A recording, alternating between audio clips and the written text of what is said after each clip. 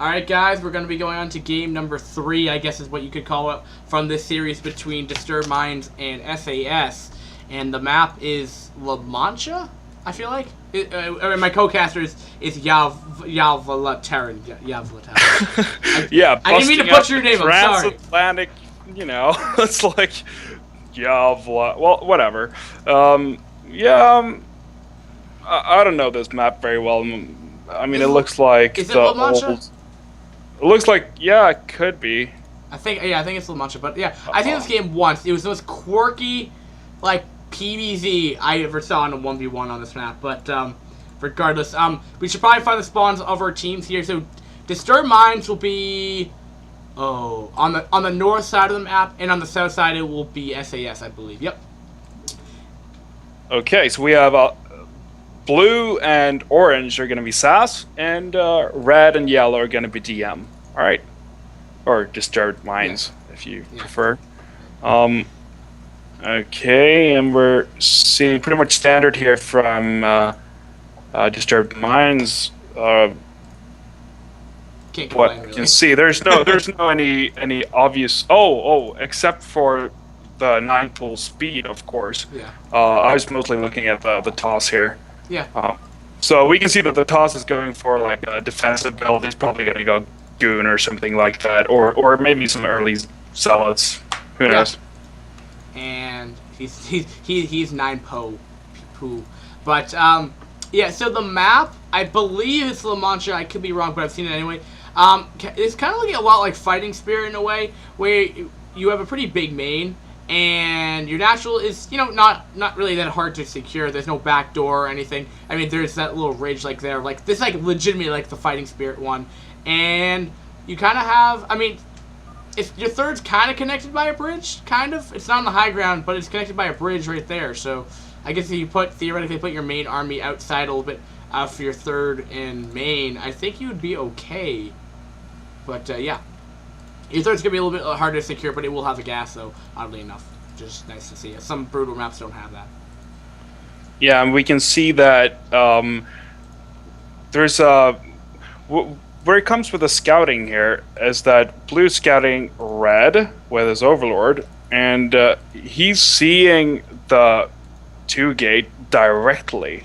Yeah. So he gets the whole build at his first glance of his base. That's, ought to be kind of nice, I guess. Yeah, and I wonder if these lings are actually... Well, the lings are actually going to the other third. And I wonder... Well... Yeah, some really weird stuff going on up at yellow, by the way. He's only mining gas with 1 drone, and now he's moving it around back and forth. He's kind of I don't know. He's undecisive if he wants gas or not. Yeah, I think so. I mean, he mined like 20 gas with 1 drone back and forth, and then he stopped and like moved it back and forth a few times, and then but we can see that the players are also discussing about whether or not they're going to attack which player or not, and so on. So maybe they're like he's switching back and forth between Muta or not. Yeah, and for Terran, I'm just trying to figure out what this is careless. This is really careless. Up at Yellow's base. Oh, what? I mean, just bringing in, he brought in like what, 2 Zerglings or something like that, and he sniped 2 drones. That's not really good. I mean, you gotta learn how to do some drone drilling. I mean, come on, this is supposed to be some good level, right? I think. Well, yeah, well, they would. The clans put their best players probably for Clan League to make sure that they get their best things. I think they use their 2v2 players for 2v2. Occasionally there are walkovers, and sometimes occasionally they just put in players just anyway to try to win a match. But yeah, we did see, what was it, LML and Cashew, like that's somewhat high level, except LML. Yeah, really that was a great game. I mean, I really. Yeah. But here, I mean, we're seeing some carelessness when it comes to the drones, I guess. It's that, they're kind of like microing a lot with their fighting units, but sometimes they're not really being careful with their drones, and, it's going to pay off in the long run. And are you seeing the amount of damage Razor's doing with his initial lings? Like look at, he's literally killed off, every single drone. He's going to get these 2 drones right here, I think. Yeah, Yep. he one. Oh, my, if he snipes up that last drone though. Oh wait, no, there's one more. There's 2 drones left. The ones the Lings are pursuing, one that's going up in the same direction. Oh, he's done so much damage. Oh, that's so beautiful.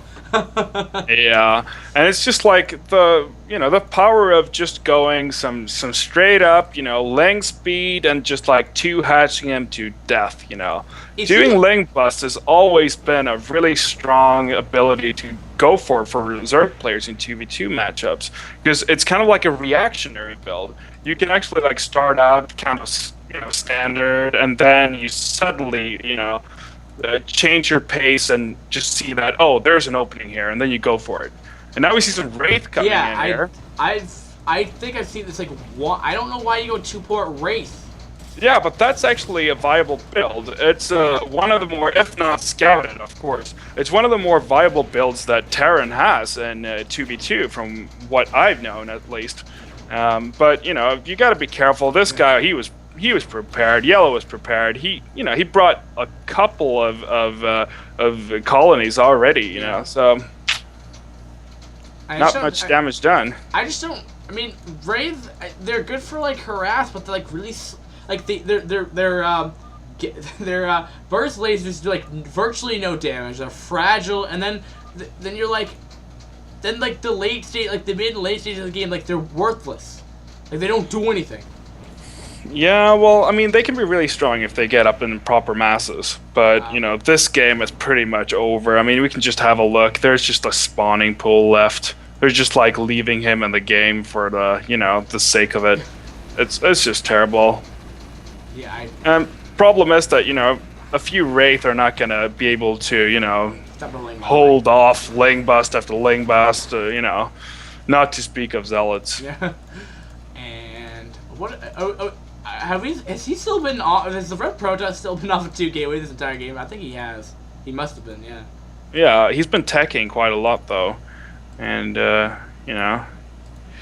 Going up to Templar Archives and everything. He's ready for this. I mean, Templar Archives, that's just gonna destroy the Wraith. Oh yeah, feedback, right? No, you could feedback them. Yeah, you could, but I'm not thinking about feedback. I'm thinking more about a nice place to storm. Oh, okay. I mean, you know what it does to some mutas. I mean, Wraith they're even worse than mutas. Yeah, Wraith. I mean, I don't know. Like, a lot of. I feel like the only like I don't know. Like it'd be like this is like going like scout, like early scout to me. I don't know why. Just scouts are like bad, but they're bulkier. No, but I mean, there are a lot of good stuff with going for like a Wraith build, of course. I mean, Wraith are practically, if you're facing a Zerg player, they're practically better than mutas in every way, except for the damage they're dealing to ground forces. Yeah. I mean, they can cloak, they do more damage to air. They're awesome, really. Yeah. But versus Protoss, I don't know. I mean, are you going to pew all those Dragoons to death? Seriously, man. Pew. Yeah, it's not gonna do much. I mean, he's target firing the pylon, but that's really not gonna take much hit. And Terran, I mean, he has a bio push, and like we saw last game, it can do damage. And oddly enough, though, there was a 2v2 that I saw where this was exactly what happened, and Terran went bio, and it was versus a Zerg and Protoss, and the Terran won. Like I'm not let's watch the DT here and see what he can do. Yeah, the DT was not there in the other game though. They're gonna be able to one shot. Metis cannot 3 kills, 4 kills, 5. GG by Pez, and that concludes this series. And pretty much the whole reason why they lost was because, his blue Zerg counter or Vorti lost pretty much. They got killed. Yeah, he got Zergling busted. Yeah, pretty much what happened. Yeah, good game anyways.